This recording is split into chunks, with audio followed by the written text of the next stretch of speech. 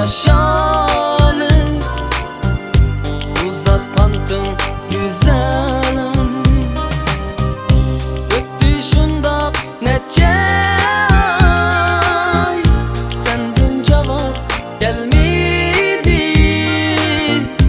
Ayrılmayımız digen uğur, bergenlerden şu miydi?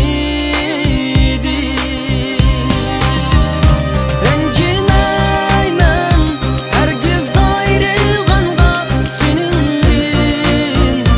Oldu emde qidem, kütmeymen senindin. Rencimeymen hergiz ayrılğanğa senindin.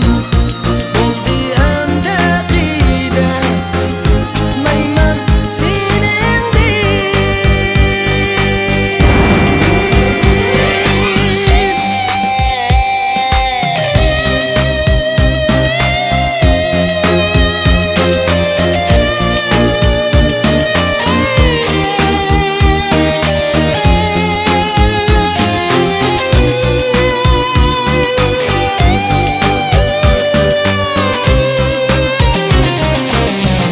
Özüm kettim bek yiran, kaldı sende yüreğim.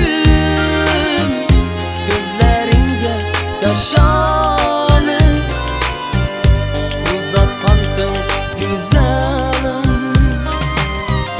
Öttü şunda neçe ay, senden cevap gelmedi. Ayrılmayımız digen uğur, bergenlerden şu